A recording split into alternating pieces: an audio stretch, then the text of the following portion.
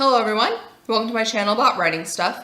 My name's Camille and today we are talking about romance as a subplot in fantasy but also in other genre fiction novels. I'm kind of generalizing it. I've already tried to record this video like 4 times and I've come to find out that there are just like so many things to talk about with romance and I really suck at it. And here's why. I'm not a romance writer. All of my stories, and this is how you can tell if you're like not a romance writer, if your plot works without the romance, then it's not a romance. The romance is a subplot. And for me, I don't usually plan my romances. You know, I might go into a book and say, well, these 2 characters are going to end up together or, you know, what have you. But it's not plotted in the outline. I plot my outline for whether it's like the mystery or the whatever, what have you, and I really get to know my characters. And then I put my characters together in scenes, and seeing the characters interact is how I get to know if these characters are going to end up in a relationship. Or as I get to know my characters more, as I get to know their backstory more, etc., etc., that's how I know if these characters are going to end up in a relationship. And it works decently well that way because it feels natural, it feels organic, and the reader is getting to spend as much time with these characters as I am. They're getting to know the characters a little bit deeper as I'm getting to know the characters a little bit more. So it feels very natural, and of course, you know, first drafts are messy, so that type of relationship story does require cleanup, but that's literally how I do my romances. And I think that is a good way to do romances as a subplot because you don't want so much of the focus to be on the romance if you're writing an adventure story or a murder mystery or a space opera or whatever. So, you know, if you actually write romance novels where the plot wouldn't work without the romance, then I don't know how much help I'm going to be, but anyways. So my first big tip for writing romance as a subplot, because it's not the focal plot, you're not going to be spending a lot of time, you know, outlining scene by scene by scene how these characters interact, what they're doing, yada, yada, yada. So get to know your characters. Spend a lot of time with your characters. Get to know your characters. You know, when I talked in the past about doing character guides and really, you know, getting to know these fictional people, one thing I didn't talk about was their dating history. And I think that's really important. If you feel like you're going to have a romance subplot in your story, it's really great to map out your characters, not only their dating history, but, you know, did this character suffer any abuse growing up? What were the relationships like with this character's parents or caregivers or siblings or other people in the family? And what type of, I guess, media and things did this character watch growing up? What sorts of impressions were made on this character? And it's, you know, relating it to the real world. If you have a character who grew up watching Disney movies, then this character might think, oh, well, every prince gets a princess and it's always happily ever after, blah, blah, blah, blah.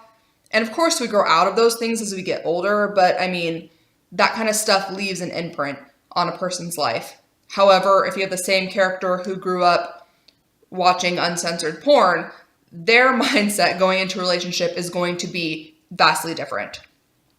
So really get inside the head of your characters. And that's what makes it feel real, at least for me.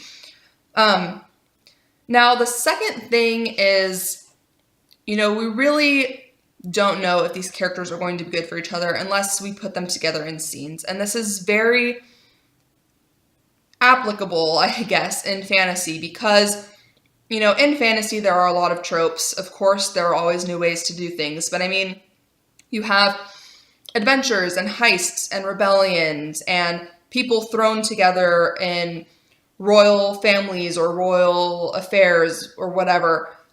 You have people thrown together in war, or searching for someone who's lost or kidnapped, or searching for a magical object, or whatever. And this is a great way to force people together, to force people to have to work together, to get to know each other, etc., etc.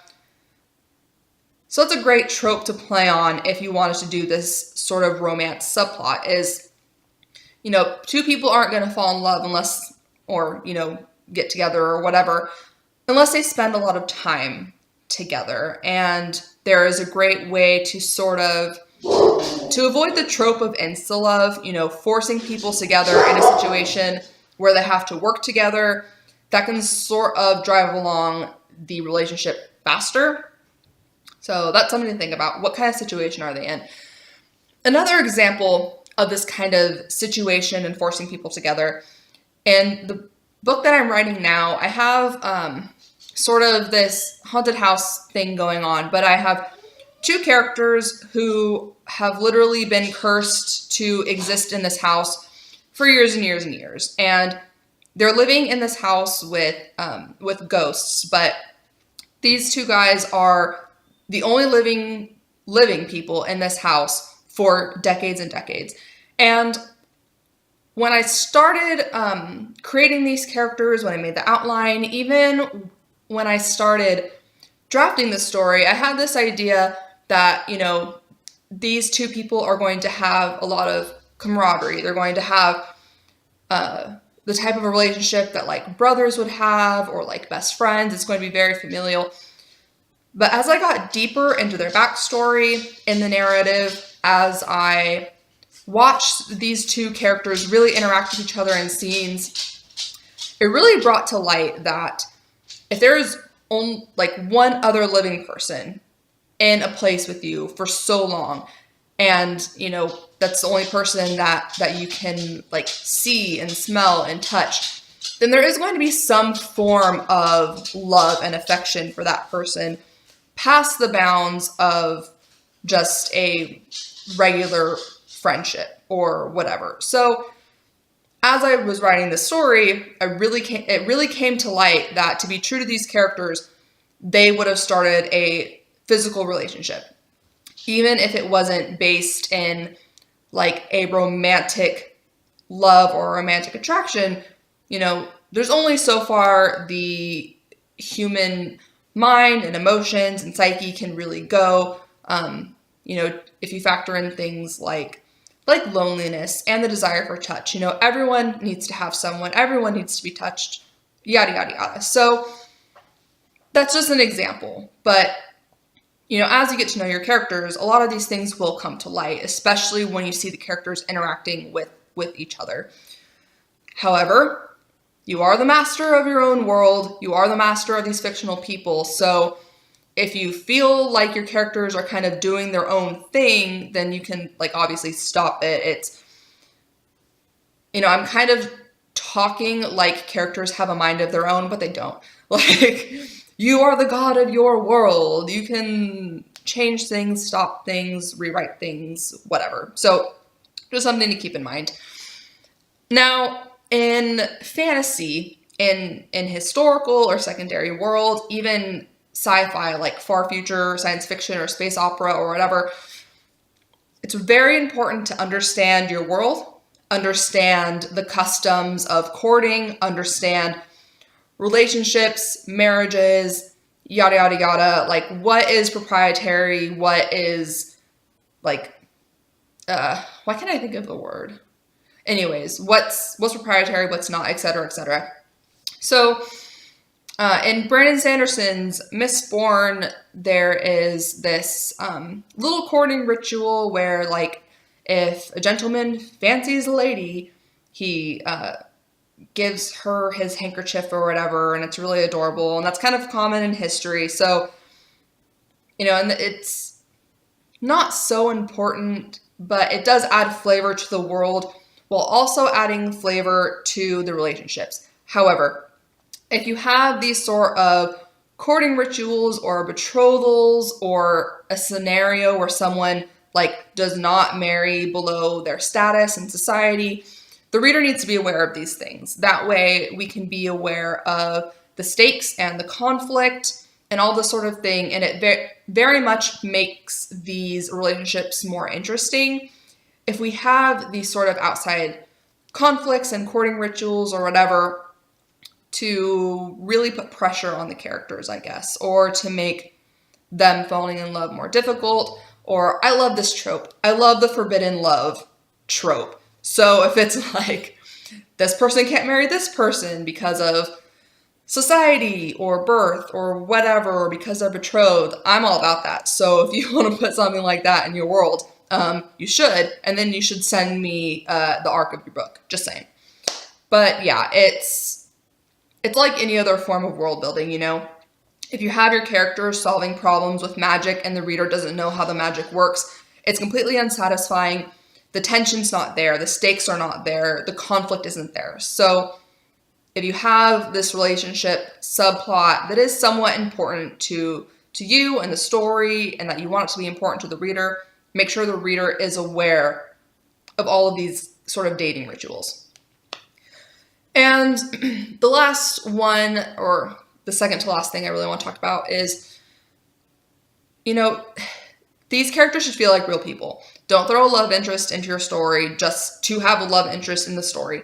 But more than that, these characters really need to complement one another, but also need to conflict with one another. No two people are perfect. Everyone has baggage and issues, and no one's a mind reader unless, like, they are mind readers in your world. I don't know. But people don't fit together perfectly. So it's good to understand that, you know, two people aren't going to be exactly the same and fall in love. That's very rare. But they should complement each other, I guess, is like the point of that whole rant. Anyways. And then the psyche of your character. You know, I threw this in here as a note just because I'm outlining this sort of book, but it's one thing about relationships and stories, and one way to make them very interesting are to have characters who are forced together, perhaps to meet some similar end or to get something that they both want, but giving the characters ulterior motives. You know, everyone is a liar, and people use other people all the time to get what they want. And that really not only adds something to the characters and to the relationship arc in the story, but it would add a lot of intrigue to your plot to have, and it's actually kind of a common trope, but I love that one too, but it's, you know, the people kind of thrown together because they both are trying to reach the same ends. So they're kind of forced to work together, but plot twist, you know, someone's using someone else, or they're both using each other, or they're both lying, or whatever. But, oh my God, they're actually falling in love. What's going to happen? So it's really getting inside the head of your character, knowing what they want, and do they want whatever the plot is driving them to get more than they want to be a good human being or fall in love or whatever it may be. So it's just comes down to character, like everything.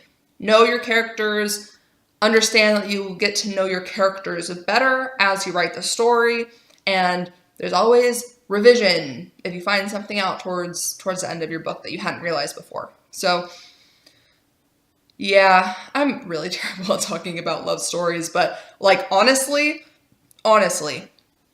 some of the best romance plots I've ever read are straight up like slash fan fiction. Like non-canon relationship love story fan fiction is like legit as fuck.